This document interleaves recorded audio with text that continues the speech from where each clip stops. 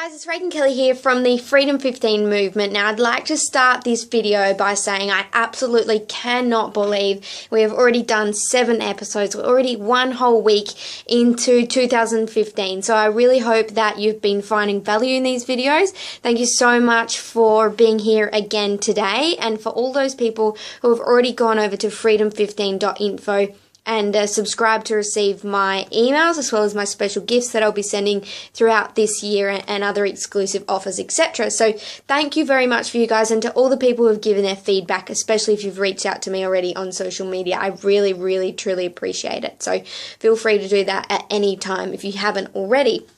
I'd like to start off this video today by actually recounting a story. Now, it's actually something that happened to me while I was fortunate enough to be living over in British Columbia in Canada with my bestest friend last year. Now, we were fortunate enough to spend Australia Day actually attending a dance performance. Now, the dance company that was hosting this performance, it really acted as the intermediary or really the go-between between the students and the professional highest level of dance schools throughout Canada and even oftentimes the US. So the company, it really was a place where any performance that they put on, different recruiters or scouters, or I'm not really sure what the technical term would be in the dance industry, but they would certainly come from those highest schools around Canada and North America generally to actually find their next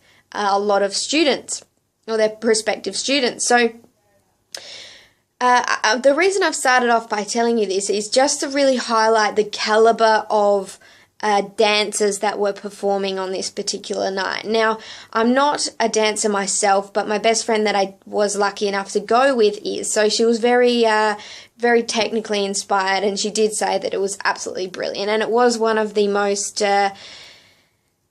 those occasions where you just see so much skill and talent in the one place, and it really is mind-blowing to witness that caliber of a dancer, and something that I'm definitely very inept in doing. So now, in this particular production, there was probably around 30 to 40 students. Now, of those 30 to 40 students or dancers, there were 3 males, and of those 3 males, there was one who was a particular standout. In fact, he was probably the best dancer overall out of both the female and male dancers. Now, he was fantastic, and my best friend, she's a bit of a critiquer.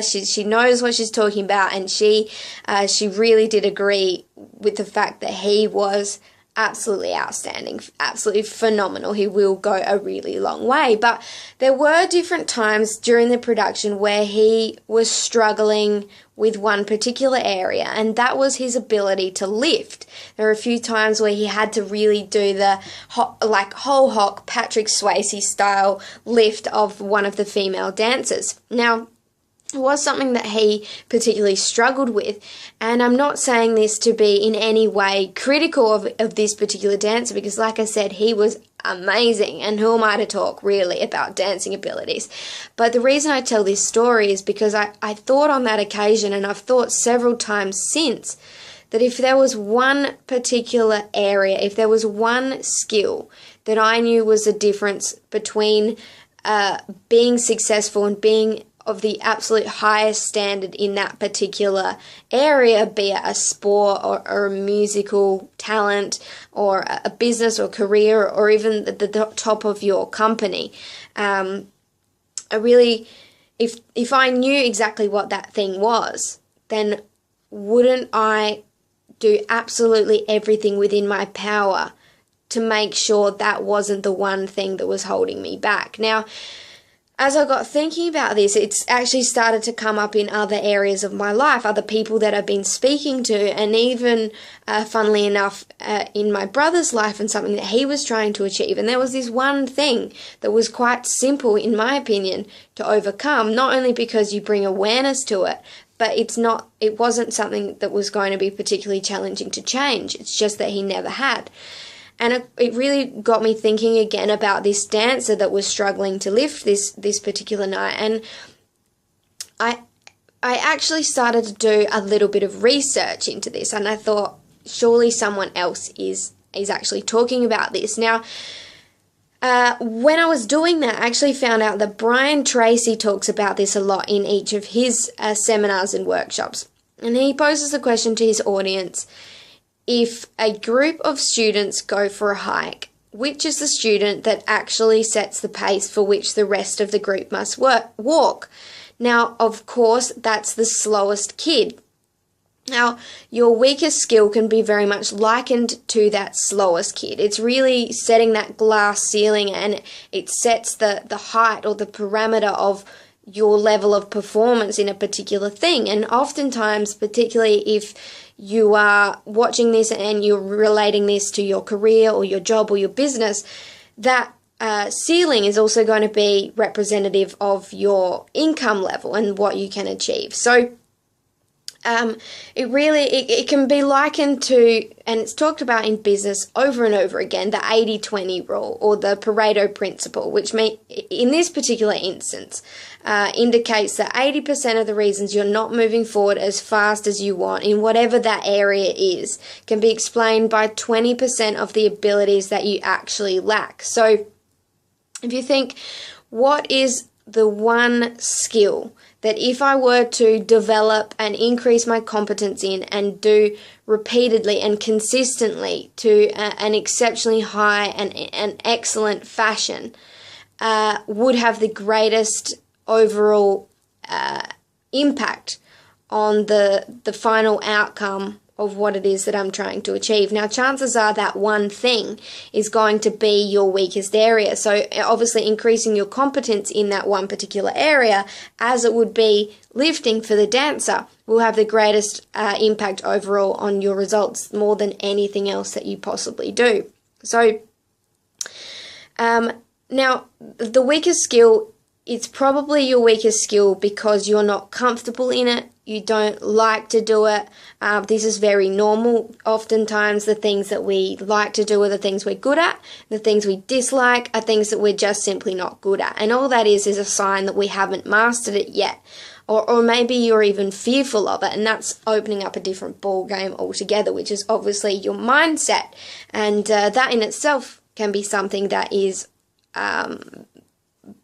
the greatest enemy, in my opinion, to human potential. So, but today we're talking really hard and fast, concrete skills, things that you really have the ability to change starting from today and actually develop and practice. So what I would suggest, especially at this point of time, obviously going into the new year, the theme of this week has been a reflection and really setting yourself up with the kinds of ideas and plans for making 2015 your absolute best year yet. Now, whether or not you can identify your weakest skill on your own, or perhaps you'd like to consult a mentor, or perhaps if you are in the home-based business industry, network marketing in particular, that may be your upline or another leader within your company, or it might even just be a family or friend to help you actually bring awareness to what that one weak skill is. Now, obviously, after awareness comes a little bit of awkwardness, difficulty in actually working towards the mastery of that principle.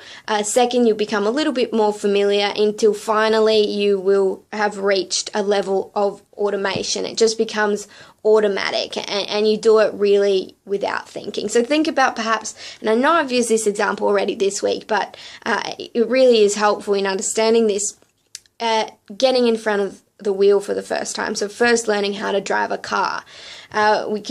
Most of us probably can clearly identify those three stages, that awkwardness, then becoming more familiar until finally it's very automatic and to the point where we can now go from A to B, perhaps without even realizing how we've even got there. It's just becomes so natural to us. So my point is that you're more than likely, just like this Canadian dancer, to be one skill away from doubling or increasing even more your productivity, your performance, your output, and ultimately your income. So if you can identify what this is, and if you know what it is, then don't let yourself be held back by this one particular thing.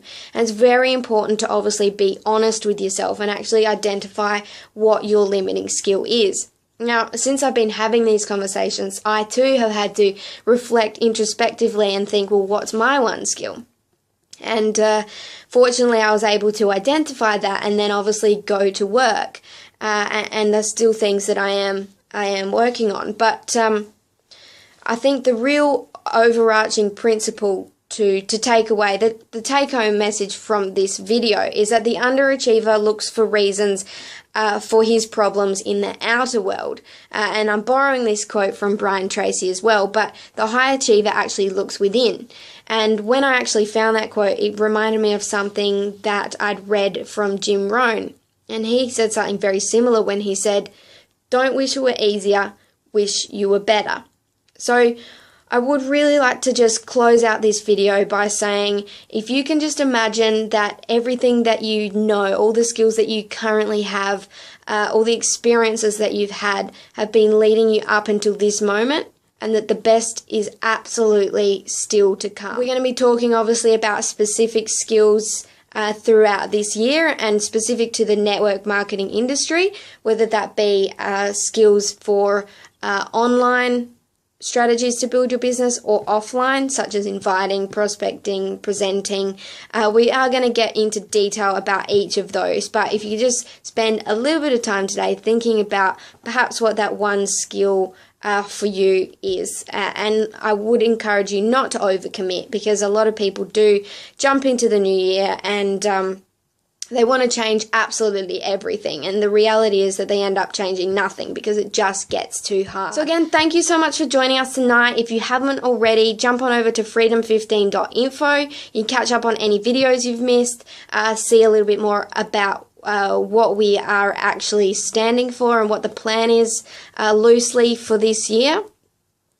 You can also connect with me, as I said in the beginning, via my social links over in that website as well. So thank you very much, guys. I really appreciate your support. Like I said, one whole week into 2015 already. So thank you very much, and we'll see you tomorrow. Thanks, guys. Bye.